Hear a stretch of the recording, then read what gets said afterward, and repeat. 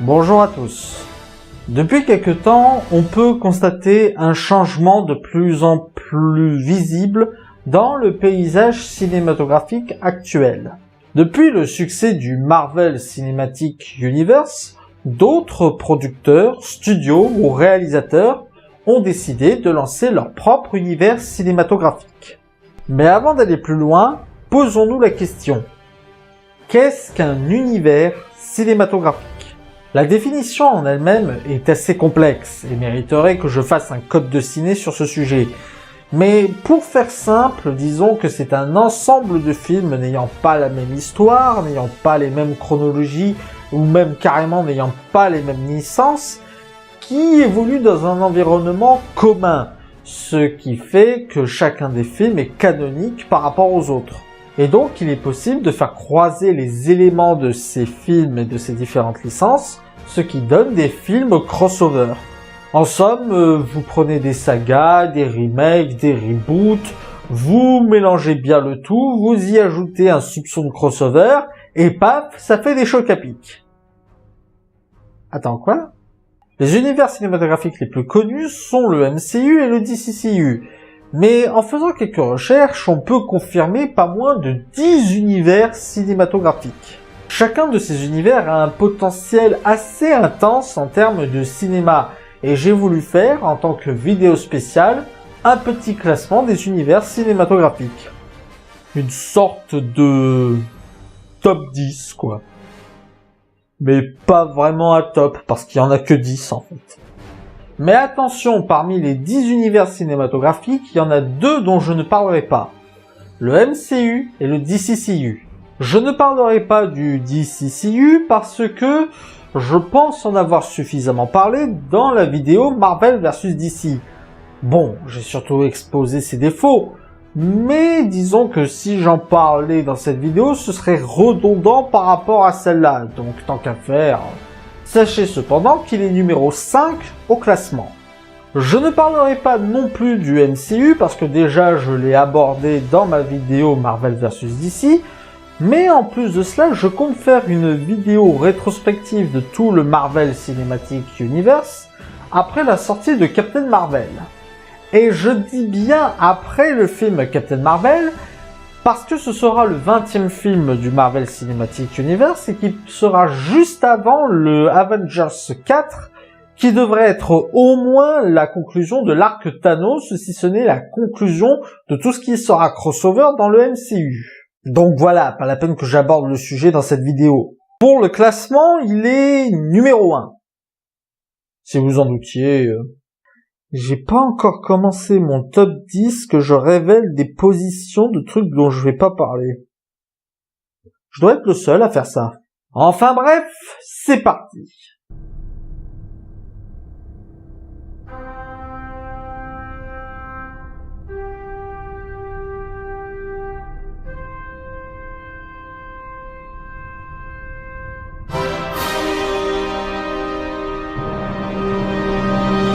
Numéro 10.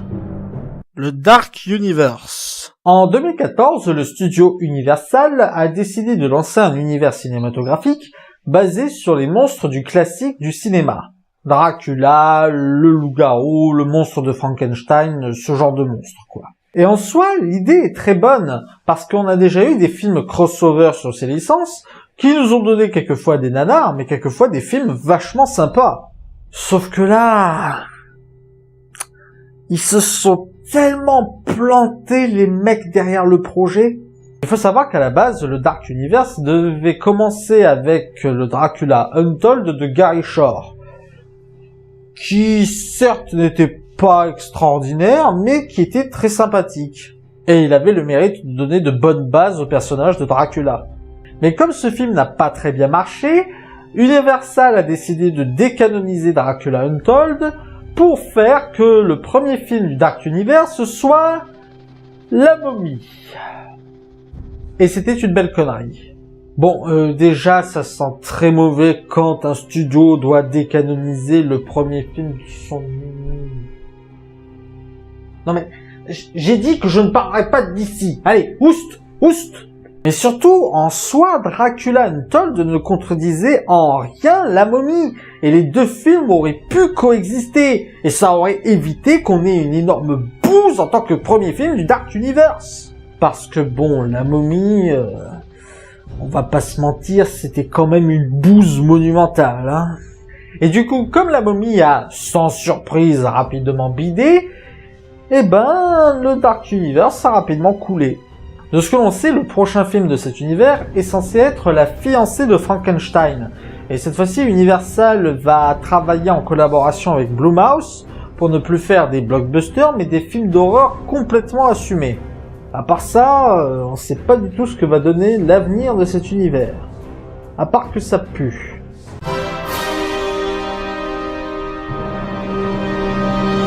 Numéro 9. L'univers des nouvelles aventures. S'il est devant le Dark Universe, celui-là, c'est parce qu'au moins les deux premiers films ont bien marché. Et qu'au moins les gars derrière les projets semblent savoir où ils vont. Mais ça me déprime encore plus. En fait, ces films sont des parodies. Oui, on a créé un univers cinématographique autour de la parodie. Et c'est le seul univers cinématographique français, mesdames et messieurs. Je veux mourir. Et oui, c'est bien le même univers cinématographique, non seulement aux affiches similaires des deux films Nouvelles Aventures, mais aussi parce que derrière les trois projets, on a le même producteur, à savoir Daniel Torgman, et on a le même scénariste, à savoir Dave Cohen. Et il y a des références aux Nouvelles Aventures d'Aladin dans Cendrillon, donc c'est un peu confirmé, quoi. Et c'est de la merde, putain! Pour vous donner une idée, Aladdin est celui que je considère comme étant le pire film de l'année 2015. Ça vous donne une idée, non? Heureusement, ils ont viré Arthur Benzaken, le réalisateur de Nouvelles Aventures d'Aladin, et ils l'ont remplacé par Lionel Steketty, qui réalisera aussi Aladdin 2. Oui, ils ont osé, putain! Et les Nouvelles Aventures de Cendrillon étaient de meilleure qualité que les Nouvelles Aventures d'Aladin, il faut le reconnaître. De toute façon, je pense qu'on ne pourra pas faire pire. Mais même en prenant ça en compte, même en s'imaginant qu'il s'améliore, ce qui est pareil mal parti, c'est quoi l'intérêt de cette merde? Non, parce que d'accord, on est compris, on est français, on adore parodier, haha, c'était drôle, oui, on a créé un concept et tout, mais si tous vos films ont la même structure, vous avez pas peur que ça lasse au bout d'un moment? Je veux dire, c'est quoi l'intérêt?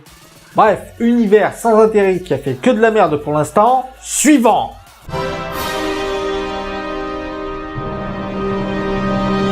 Numéro 8. Le Haneke Cinematic Universe. Celui-là, c'est un cas particulier. Non, parce que il a été confirmé qu'avec le dernier film de Michael Haneke, à savoir Happy End, et ça se centrerait surtout sur les personnages de George et Anne Laurent. Si j'ai bien compris, contrairement à ce qu'annonçait Haneke, le couple George et Anne Laurent sont bien le couple que l'on retrouve depuis plusieurs films.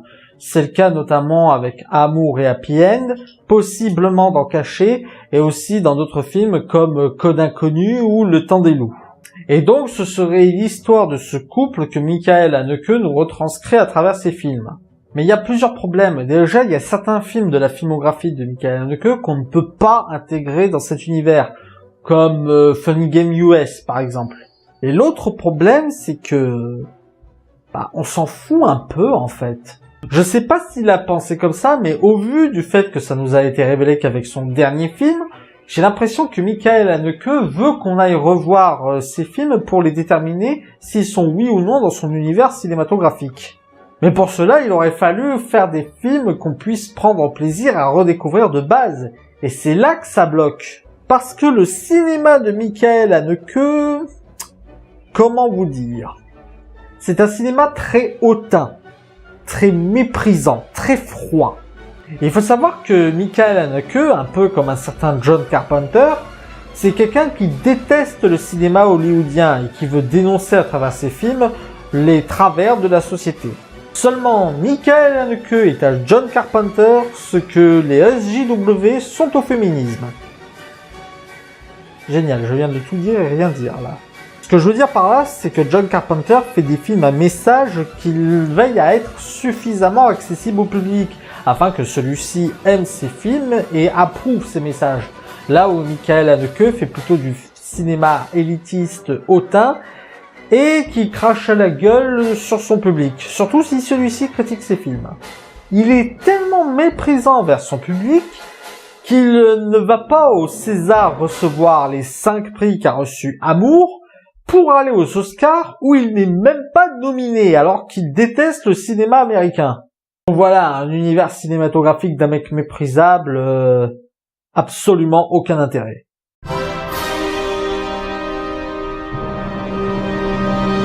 Numéro 7. Le Monsterverse ou Kaiju Cinematic Universe. Celui-là, c'est un cas un peu particulier.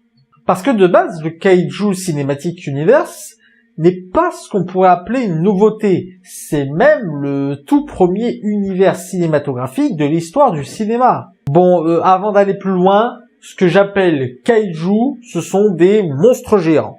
En effet, de 1954 avec le Godzilla de Ishiro Honda à 2004 avec Godzilla Final Wars, le Japon avait créé un Kaiju Cinematic Universe où Godzilla se battait contre d'autres monstres de la cinématographie japonaise comme Gamera, Mothra, même King Kong était de la partie. Sachant que le Godzilla de Roland Emmerich, le Godzilla Resurgence et le Godzilla Planet of the Monsters ne comptent pas dans cet univers cinématographique. Sachant cela, et même si la plupart de ces films étaient des gros nanars, on peut dire que le Kaiju Cinematic Universe a un sacré bagage derrière lui. Surtout que, en termes de Kaiju, on a eu aussi la série animée Godzilla, qui prenait suite au film de Roland Emmerich, et qui était plutôt bien foutu. Donc voilà, avec tout ça, aucune chance de ratage.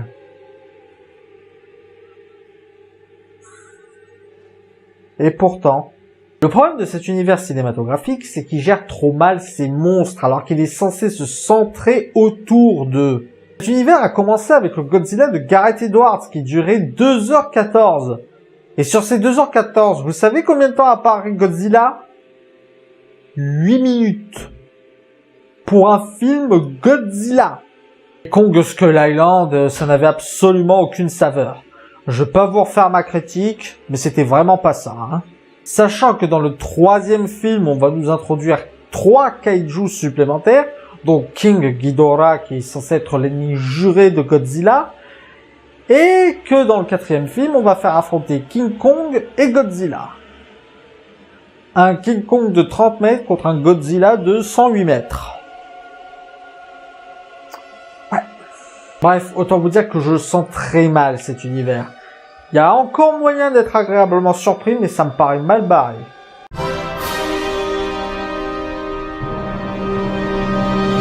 Numéro 6.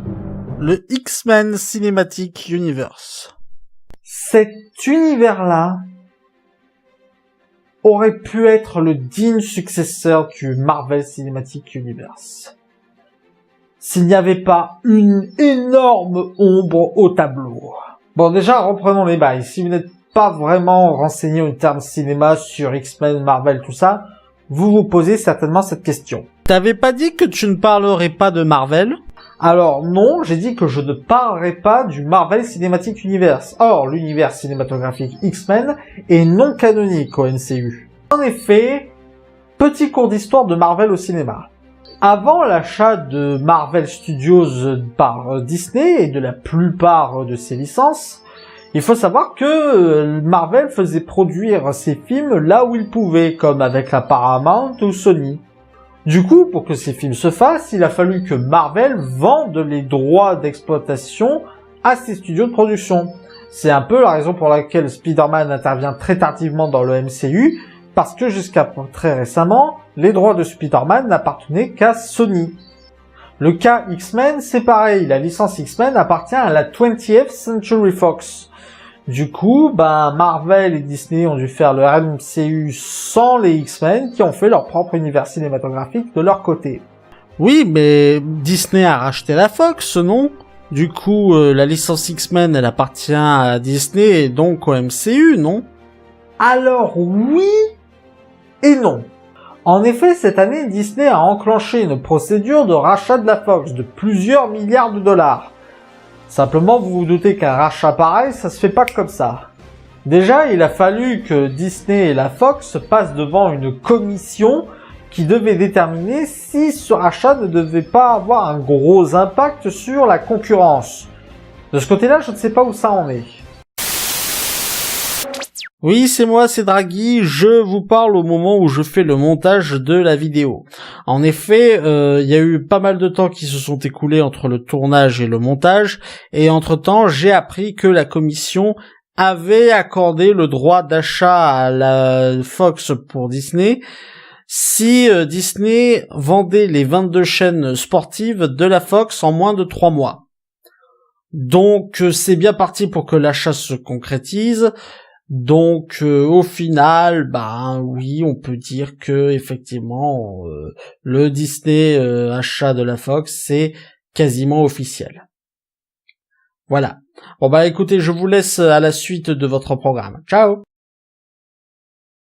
Ce que je sais par contre, c'est que la Fox n'a pas encore conclu l'accord, puisqu'ils vont décider en assemblée générale s'ils vont finalement valider l'achat.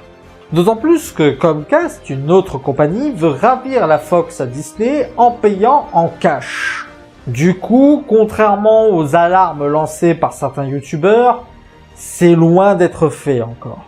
D'autant plus que Kevin Feige n'est pas très chaud pour intégrer l'univers des X-Men au MCU. Et même, mettons que ça se fasse, mettons qu'on intègre les X-Men dans le MCU. Dites-vous que ce ne sera jamais les mêmes X-Men qu'on a connus dans les films précédents. Ils vont très certainement faire un reboot de la franchise. Et même avec le reboot, je ne pense pas que ça mettra fin à l'univers cinématographique X-Men, ne serait-ce que par la production récente de Deadpool ou le projet de faire une trilogie de films d'horreur New Mutants. En effet, l'univers cinématographique X-Men, notamment par ses spin-offs, se met en ce moment à flirter avec d'autres genres. Le road trip western futuriste avec Logan, les comédies d'action gore avec les Deadpool, et comme je l'ai dit, les films d'horreur avec les New Mutants. Et ça aurait pu être une mauvaise chose, mais au final, ce n'est pas le cas. Parce que malgré ces changements de style, il y a toujours cette patte de X-Men. Ce truc qui fait que tu te sens toujours dans un film X-Men. Le style, la narration, les thématiques, l'interaction des personnages avec la société, tout ça s'est conservé malgré les changements de genre.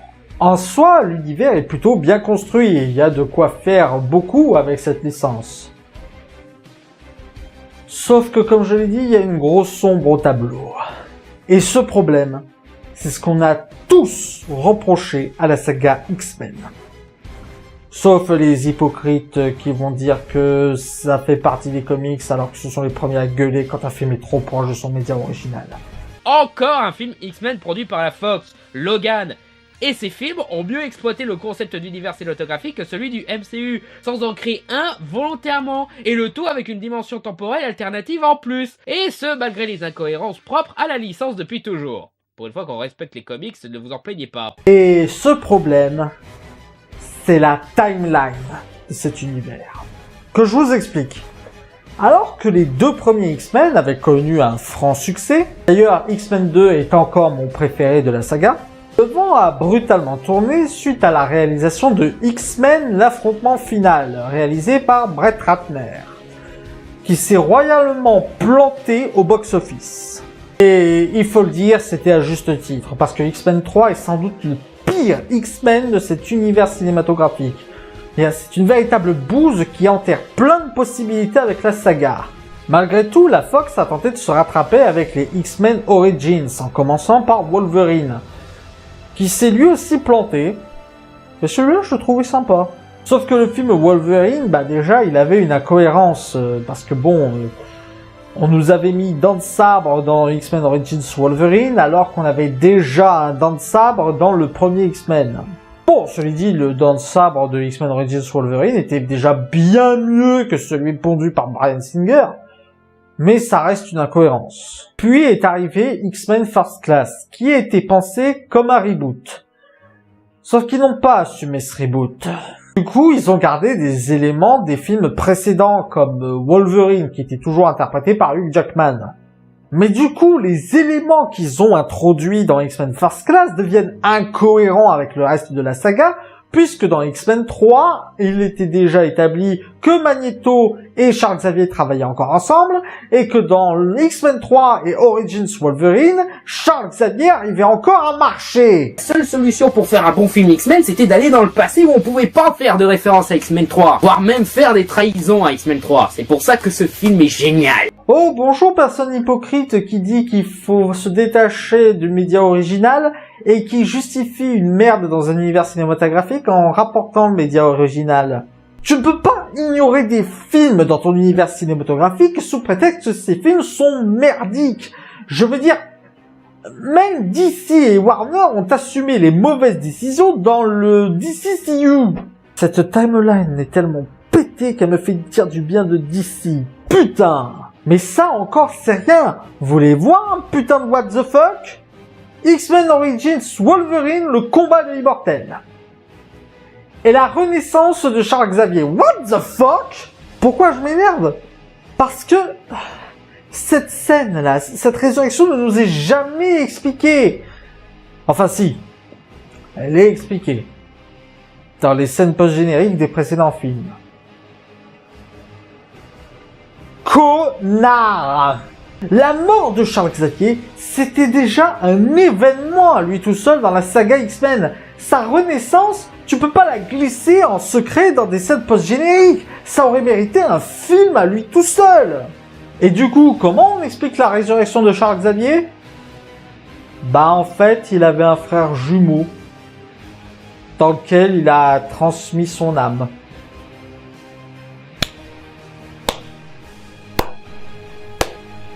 Ça va le coup, hein. Bon, entre le reboot non assumé et la résurrection complètement what the fuck, on n'aurait pas pu faire pire, n'est-ce pas? X-Men Days of Future Past.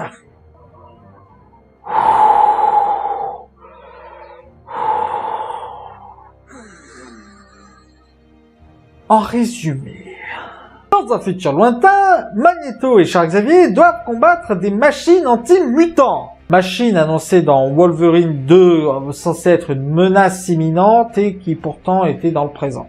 Ils décident d'envoyer Wolverine dans le passé grâce au pouvoir de Kitty Pryde, dont le pouvoir était juste de traverser les murs depuis le début, et de faire en sorte que le futur n'arrive pas. Et quand Wolverine revient dans le présent, eh ben c'est comme dans la première timeline, sauf qu'X-Men 3 n'est jamais arrivé.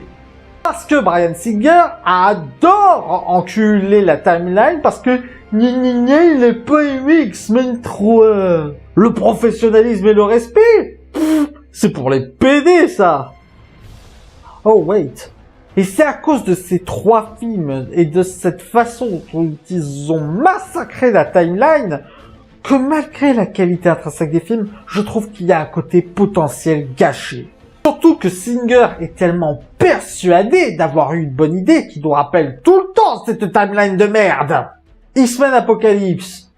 Oh, bonjour personnage qui ne fait aucun sens avec l'apparition de Wolverine. Vous voyez, c'est pour ce genre de merde que j'apprécie encore plus la réplique de Deadpool. Allons parler au professeur. McAvoy ou Patrick Stewart, on s'y perd dans leur chronologie. Au final, les films X-Men sont obligés de se détacher de tout ce bordel pour pouvoir exister.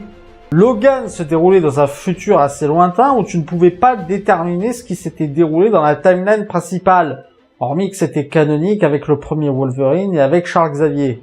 Et Deadpool à la base n'était pas inclus dans l'univers cinématographique, mais comme il a eu un succès phénoménal, ils ont décidé de l'y rattacher. Mais ça n'a encore une fois aucun sens parce que quand tu vois la différence d'époque entre les événements de Deadpool 2 et ceux de X-Men Apocalypse, bref. Et toute cette merde aurait pu être évitée en une chose. Assumer X-Men First Class comme un reboot. Singer aurait pu recréer toute une mythologie autour des X-Men. Et vu les tollés que se sont pris Wolverine et X-Men 3, tout le monde aurait trouvé ça légitime. Mais non, il a préféré faire son bordel dans la timeline et continuer à cracher sur X-Men 3, devenant aussi méprisable que les gens qui ont fait X-Men 3 parce que tu viens juste de prouver que tu n'étais pas toi-même capable de créer une mythologie si tu n'avais pas des bases. C'est pour ça que si on annonce un reboot de l'univers de X-Men pour l'inclure dans le MCU, bah ce sera pas forcément une mauvaise chose. Bon, le numéro 5 c'est le DCCU, alors passons direct au numéro 4.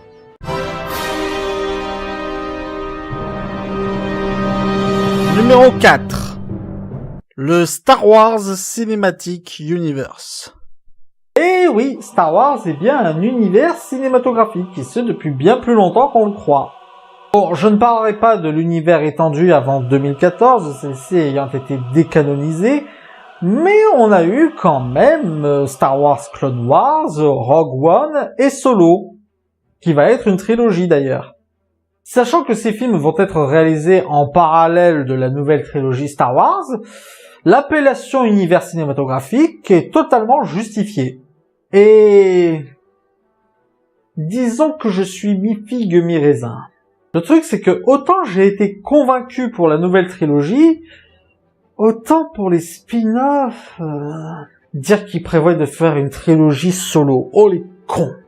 Et puis, quelque chose qui a commencé à me saouler, c'est que je trouve qu'on s'attarde trop sur la guerre rebelle-empire dans l'univers Star Wars. Je veux dire, Star Wars, c'est un univers riche et ils ont prouvé, avec le premier film sur les Ewoks, qu'ils étaient totalement capables de faire des films qui vont en dehors de cette guerre.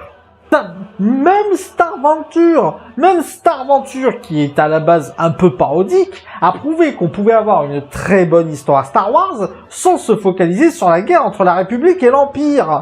Les films de la saga principale, c'est ok, mais il faut absolument qu'ils arrivent à s'émanciper de cette putain de guerre dans les spin-offs. Sinon, ça enlèvera beaucoup d'intérêt à Star Wars.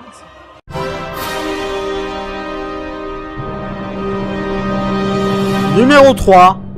Le Potter Cinematic Universe. Suite au succès colossal et retentissant de la saga Harry Potter, un projet de trilogie autour des animaux fantastiques est mis en œuvre et ça nous a donné d'ailleurs le premier Animaux Fantastiques qui s'est centré sur Norbert Dragono. Ces spin-offs étant directement liés à la saga Harry Potter sans en être, on peut totalement parler d'univers cinématographique. D'autant plus que ce n'est pas le seul projet qui semble être envisagé. En effet, on parle d'une adaptation cinématographique de Harry Potter et l'Enfant des Ténèbres, ainsi que d'un film sur l'enfance de Voldemort. Sachant qu'on a réussi à faire une trilogie avec ce qui n'est qu'au final qu'un bestiaire, je pense qu'il y a quand même pas mal à faire avec l'univers cinématographique d'Harry Potter. Parce que même en dehors des livres, il y a de quoi faire. La fondation de Poudlard, le Quidditch, je pense qu'ils ne s'assieront pas sur ces opportunités. Et au vu de la qualité des Animaux Fantastiques, qui était très bien, je suis plutôt confiant pour cet univers. Les Animaux Fantastiques a prouvé qu'ils pouvaient faire une variation dans les styles tout en gardant l'univers cohérent. Par exemple, en mettant une petite touche américaine dans un environnement magique, ce qui est approprié puisque le film se déroule à New York. Par contre, par pitié, faites un film où il y a une romance entre Dumbledore et Grindelwald. Ce sont les deux plus puissants sorciers de votre univers, et l'affrontement est tel qu'il est même légendaire dans les livres Harry Potter. Et J.K. Rowling a confirmé l'homosexualité de Dumbledore. Non mais vous imaginez le truc? Les deux amants qui sont les deux plus puissants sorciers de la Terre qui se livrent à un combat idéologique mêlant les émotions, la passion. Mais c'est un putain de drame qui vous tend les bras. En tout cas, je suis curieux de voir ce qu'ils vont faire avec cet univers cinématographique et je suis plutôt confiant.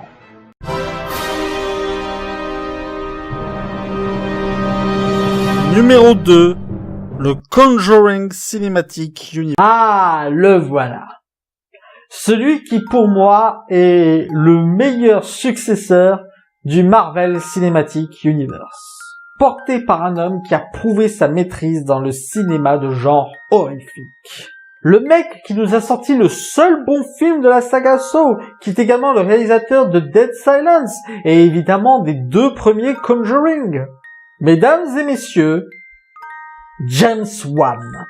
Les origines de cet univers sont aussi particuliers. Alors qu'il était en train de travailler sur le 2e opus de Insidious, James Wan avait été contacté pour réaliser le film qui deviendra Conjuring. Manifestement, il a dû y voir un potentiel pour cet univers, parce que, suite à la réalisation de ce film, il décidera d'en être le producteur de tous les autres. Bon, le 2e film de cet univers, Annabelle, c'est assez planté, et soyons honnêtes, c'était plutôt très mauvais. Mais le reste de la filmographie est plutôt sympa. Conjuring 2 est aussi, voire plus effrayant que le 1, Annabelle 2, réalisé par David F. Sandberg, un mec recruté par James Wan qui l'a repéré lorsqu'il a réalisé Lighthouse, ce court-métrage, à qui il a permis de faire le long-métrage Dans le Noir, est franchement pas mal. Et c'est surtout dans leur manière d'exploiter leur univers que les Conjuring sont fascinants. On reste dans un univers de films clés, un peu comme les Avengers dans le MCU.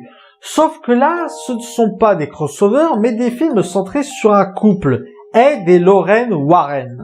Ils sont magnifiquement portés par Patrick Wilson et Vera Farmiga. Et contrairement aux Avengers du MCU, les Conjuring ne servent pas à des conclusions d'arc. Ils servent à des paliers de lancement d'autres histoires horrifiques. Ainsi, c'est parce qu'on a eu Conjuring qu'on aura les Annabelle, et c'est parce qu'on a eu Conjuring 2 qu'on aura le film The Nun et le film sur le Crooked Man. Sachant qu'ils ont parlé d'Amityville et qu'on a toute une pièce avec toutes les affaires que les époux Warren ont résolues, imaginez une chronologie où chacun des films Conjuring est annonciateur des prochaines horreurs à venir. C'est juste génial! Et ça nous assure un univers super vaste! En plus, avec cette manière de dépeindre leur univers cinématographique, en plus d'être original par rapport aux autres, j'ai l'impression qu'ils arrivent à mieux prendre leur temps pour réaliser chacun des films. Certes, il y a eu 2 films Conjuring, mais c'est parce que concrètement, la seule chose exploitable dans le 1, c'était Annabelle. Et depuis Conjuring 2, on aura le film The Nun, avec Valak, ou le film The Crooked Man, ce qui est déjà un plus. La seule raison pour laquelle je préfère encore le MCU au Conjuring Cinematic Universe, c'est que c'est un univers encore très récent qui n'a que 4 films à son actif en 5 ans, sachant qu'ils n'ont pas sorti de film en 2015. Du coup, je voudrais attendre encore un peu et prendre un peu de recul sur cet univers.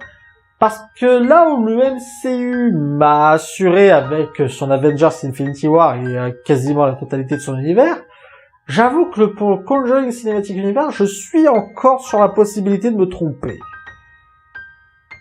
Bon bah voilà. Je me sens un peu con parce que je peux pas aller au numéro 1, il est déjà connu. Qu'est-ce que je fais, moi, alors? Bah, t'as qu'à faire les mentions honorables. Bah, y a pas vraiment de mentions honorables, en fait. En fait, il y a que des univers cinématographiques, soit officieux, soit pas vraiment développés, soit même qui sont de l'ordre du fantasme. Bah, t'as qu'à faire alors un top 10 des univers cinématographiques officieux, fantasmés, ou qui sont pas encore vraiment mis en place.